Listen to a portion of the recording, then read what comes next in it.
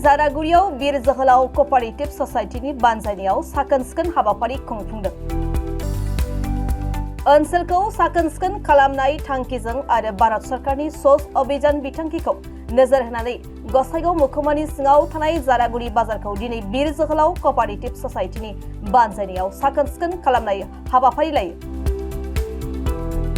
बे हाबाफारिखौ एमएलए जिरन बसुमतारिया बेखेवनानै होयो। लोगोसे बे हाबाफारियाव जारागुरि गोजौसिन फरायसालिनि गोरायुं हाकिम तरफदार गसाइगाव जिल्ला इउपिपिएल दलनि लोगो आफादगिरि लखनाथ नार्जारि जमदुवार बियाबनि CCLCCनि मासिगिरि नितुन बसुमतारिजों लोगोसे ओनसोलनि गोबां सानसुमै सुबुंफ्रा बाहागो लाफायो।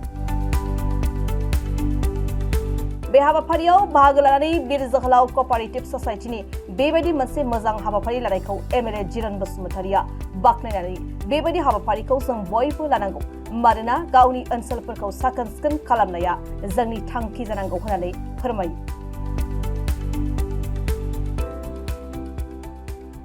जारागुरि बीर जोहोलाव क'पारेटिभ ससाइटिनि दैदेननायाव दिनै बे जारागुरि हाथाइ ओनसोलखौ मोजाङै फोसाबस्रांनायनि एबा सिबस्रांनायनि बिथांमोना हाबाफारि लादों आरो बेयाव आंजों लोगोसे गोबां जायगानि ससियेल वार्कारफोर आरो साफ्रोमबो सुबुंफ्रा बाव जगदान होनानै बे हाबाफारियावहाय बिथांमोना बे खामानियावहाय मावफादों।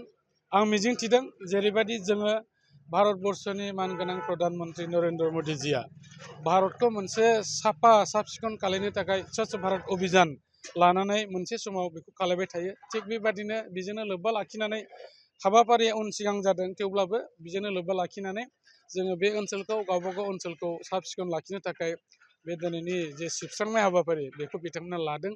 आं मिजिंथिदों खालि बे जारागुरि ओनसोलावल'नो जायाबालानो जोङो गाव गावनि गामि, गाव गावनि न'खर आरो गाव गावनि हाथाइ बाजार आरो टाउन सहरफ्राव जोङो बेबायदि साफ सिखोनै दोननांगौ। अब्लानो साफ्रोम बेक्तिया जुदि बेखौ दायथ' लायो अब्ला जोंनि भारतबर्षआ मोनसे साफ सिखोन मोनसे क्लिन माने जायगा बे जागोन। दा बेनिखायनो आं मिजिंथिदों बिथांमोना जे हाबाफारिखौ लादों दिनैल' जाहाथे लायाजासे सम सम टाइम टु टाइम बेवहाय जेब्लानो मैला जागोन जों जाबोर थागोन अब्लानो बेबायदि हाबाफारिखौ जाहाथे लालांबाय थायो आरो ओनसोलनि सिबिजाथाव रायजो राजा बिथांमोनहा गासिबो बयबो बेफोर हाबाफारियाव बाहागो लानानै जाहाथे जों बेफोरबायदि खामानिखौ उत्साह होयो। कम्पिउटार कोर्स लानो गोसो गुदुं फरायसाफोरनि थाखाय गोजोनथाव खौरां।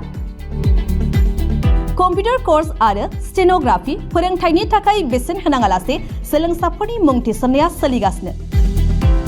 बे मोजां खाबुखौ लानानै फैदों क'क्राझारनि फ्लाइंग रुट इनस्टिट्यूटआ। क'क्राझार सहरनि जेडी र'ड खोदोमथलायाव थानाय फ्लाइंग रुट इनस्टिट्यूटआ एभिएशन आरो हस्पिटेलिटी सोलोंथायनि अनगायैबो बे खेबाव सोलोंसाफोरनि थाखाय लानानै फैदों कम्पिउटार आरो स्टेनोग्राफि विथ टाइपिं कोर्सनि मोनसे मोजां खाबु।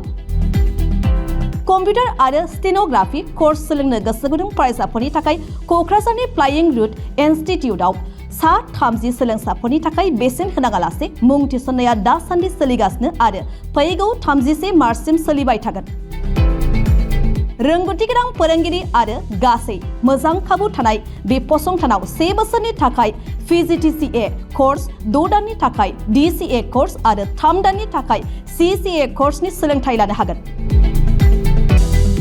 जायनि गेजेराव computer software, graphic designing, web designing बायदि बायदि आयदानि सोलोंथाय लानायजों लोगोसे स्टेनोग्राफि सोलोंनो गोसो जानाय सोलोंसाफोरा बे फसंथानाव स्टेनोग्राफि विथ टाइपिंनि सोलोंथाय लानो हागोन। अब्ला मानोथो गोबाव खालामनो? जायफोर सोलोंसाफोरा कम्पिउटार कोर्स आरो स्टेनोग्राफि सोलोंनो गोसो नोंथांमोनहा बेसेन होनाङालासे थाबैनो क'क्राझारनि फ्लाइंग रुट इनस्टिट्यूटआव मुं थिसनफैदो।